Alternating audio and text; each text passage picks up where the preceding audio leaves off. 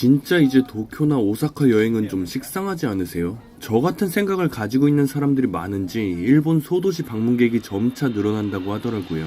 특히 젊은 MZ들 사이에서 이런 소도시 방문 현상이 두드러지죠. 소도시 특유의 감성을 느끼고 조용한 곳에서 힐링하고자 하는 사람들이 늘어남에 따라 발생하는 현상인데요. 그런데 일본 소도시를 갈 때는 반드시 주의해야 할 점이 있어 이번 영상에서 설명해 보겠습니다. 먼저 의사소통이 쉽지가 않아요. 여러분 일본 가보신 분들은 알 거예요. 영어 소통이 사실상 잘 안 되는 나라입니다. 그럼에도 불구하고 많은 외국인 관광객들이 방문하는 도쿄, 오사카, 후쿠오카 같은 경우에는 기본적인 영어 의사소통이 가능한데 소도시, 즉 일본의 로컬 지역을 방문하게 되면 그마저도 힘든 경우가 많습니다. 물론 시간만 충분하다면야 파파고 같은 번역기를 돌려서 해결하면 되긴 합니다. 그런데 버스 안에서 길을 물어볼 때처럼 촉박한 상황이라면 소통을 하기가 굉장히 어려울 수가 있습니다. 심지어 버스 노선이나 도로 표지판에 외국어 안내가 없는 경우도 굉장히 많죠. 대부분 구글 지도선에서 해결이 가능하긴 하지만 노선이 복잡한 경우에는 해결이 어려운 경우도 있습니다. 이런 점은 충분히 주의를 하고 가야죠.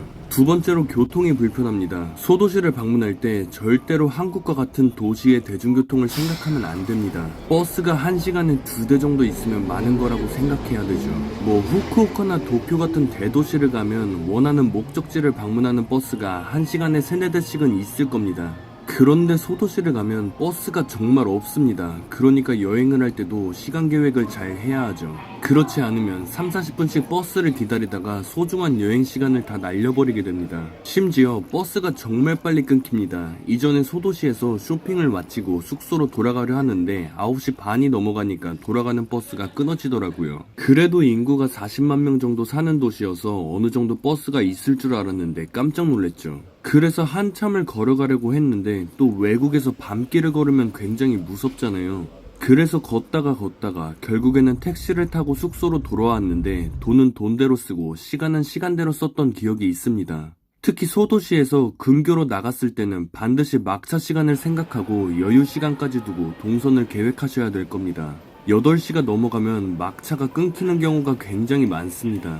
도심에서 멀리 떨어지게 되면 교통편이 1-2시간 간격으로 있는 경우도 많고요. 심지어 하루에 몇 회밖에 없는 노선도 존재하죠. 출발 전에 반드시 막차 시간을 확인하고 계획적으로 움직여야 합니다. 세 번째로 반드시 현금을 준비하셔야 합니다. 요즘은 그래도 일본도 어느 정도 디지털화가 되어서 옛날처럼 현금이 많이 필요하지는 않습니다. 카드만 있어도 어느 정도 생활이 가능한 수준이긴 한데요. 로컬 식당을 가게 되면 아직까지 현금만 받는 가게들이 많습니다. 소도시에 가면 또 현지의 맛집을 방문해야 되잖아요. 현지의 로컬 식당은 카드가 안 되는 경우가 정말 많기 때문에 현금을 넉넉하게 준비하셔야 될 겁니다. 심지어 저녁에 이자카야를 가게 되더라도 현금만 받는 곳이 굉장히 많기 때문에 현금을 꼭 넉넉하게 준비하세요.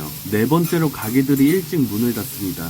소도시를 방문하면 특히나 저녁 8시가 되면 문 닫는 식당들이 많습니다. 아니 서울만 생각해더라도 8시면 대낮인데 진짜 일본 소도시를 가게 되면 8시만 돼도 식당들이 다 문을 닫아요. 그래서 여러분들이 꼭 방문하고 싶은 식당이 있으시다면 사전에 영업시간을 꼭 체크하셔야 됩니다. 그렇게 체크를 하고 방문하더라도 막상 가보면 문을 닫은 경우가 많으니까요. 병원이나 약국 같은 경우도 문을 빨리 닫으니까 필요한 물건이 있으면 미리미리 구비해둬야겠죠.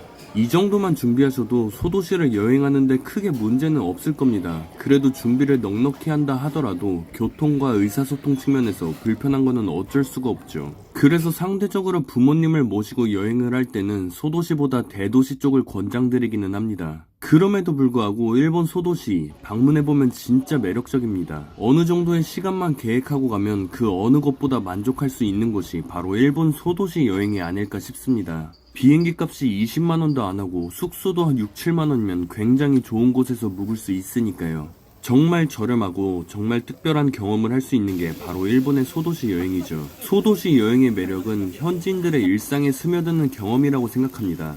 약간의 계획만 하고 가면 정말 길모퉁이의 작은 카페, 동네 목욕탕, 작은 신사에서의 평온함을 충분히 느낄 수 있죠. 이런 사소한 모든 것들이 여행의 행복함을 가져다 줄 겁니다. 그리고 일본 정도면 소도시를 가더라도 세계에서 치안이 굉장히 좋은 수준의 국가입니다. 어디를 가더라도 안전하게 여행을 다녀올 수 있을 거예요. 여러분들의 만족스러운 여행을 응원합니다.